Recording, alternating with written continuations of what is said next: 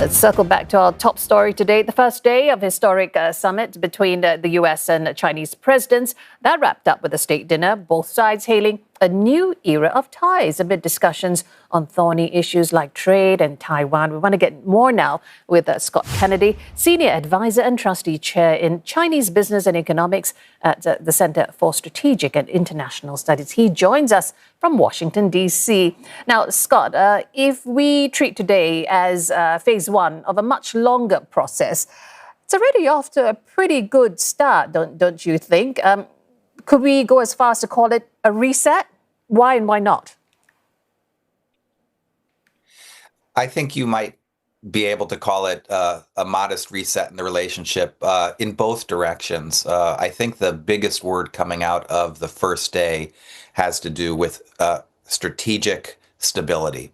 And that is a label which we've not used either side in the relationship. The Chinese have talked about partnerships and cooperation, the U.S. about competition. Stability is in the middle, and you heard that again and again from President Xi Jinping, and it's going to be the biggest word that's a takeaway from this 2 days of meetings. In addition, you had a lot of symbolism in the arrival of the Great Hall of the People, and then the toasts that they made in the state dinner that just concluded a little while ago.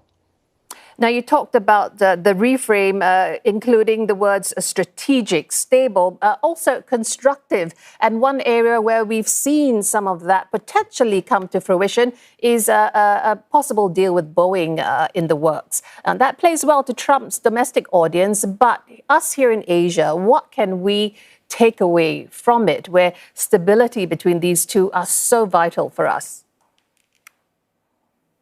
Yeah, well, I think this kind of stability that the two sides are focused on is a stability that is quite comfortable to China and to its top priorities economically, geopolitically, domestically. And I think it reflects actually the U.S. moving away from some of its core issues that it's been focused on for a long time regarding the commercial relationship and security issues, but that's going to be stable. The president has moved quite a bit. On the economic side, the U.S. is not pushing China on industrial policy, on global rebalancing. You're seeing discussions of very specific deals around agriculture and beef, potentially Boeing. I think Secretary Bessent mentioned that in an interview today.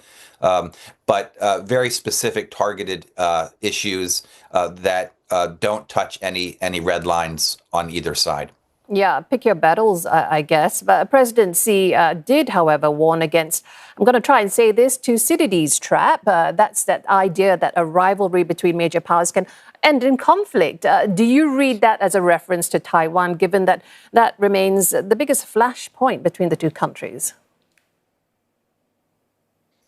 It's partly about Taiwan. That's the most likely potential area where the U.S. and China could be in direct conflict with each other. But it's really about how a rising power and the preeminent power of the time manage their relationship to keep things stable or end up in conflict. I think lots of scholars who study this think that this is overblown. Certainly, you've seen those types of things before, but they're also able to manage it. And it requires both sides taking important steps to reassure the other, even while they're also trying to deter and balance against the other. There was no clear breakthrough on Taiwan today. I think both sides stating their historic positions as far as I can tell. And I think that might mean continued stability, although I think Xi Jinping was identifying that this is the top priority for China, trying to get President Trump to make some concessions, which I don't think emerged from the meetings today. Yeah, quickly moving on to Iran. You know, China is quite happy to see the U.S. distracted there, but Beijing also needs the Strait of Hormuz to be open for its own energy security. How does it balance those two competing interests?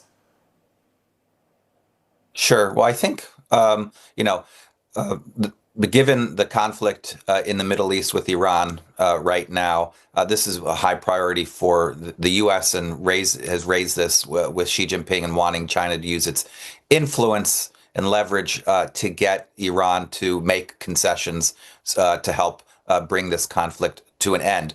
I don't think the Chinese move there either, although I think they both agreed that conflict, that Iran having nuclear weapons is not a thing that should occur, and they should oppose that.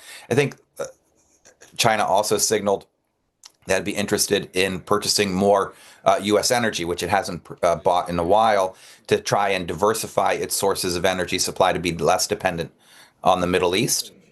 And China has been largely trying to diversify its supply chain, actually away from Western technologies, and they're trying to do so with regard to energy in the Middle East. That also is why they've been promoting clean energy solutions as well, so that these type of conflicts don't have as large effect on the Chinese economy as it otherwise would. Scott, final question on tomorrow, because today's cordial atmosphere could have, in a way created a sense of political space to set up what could be tough negotiations tomorrow behind closed doors. So what do you see tomorrow panning out to be like? And what do we have to see to really be convinced of the momentum and that this reset is on track? Yeah, well, I think the way the visit is going is largely as advertised in advance. There's a lot of symbolism. Both sides hailing this as a historic state visit, visit to the Temple of Heaven, large on praise for both sides.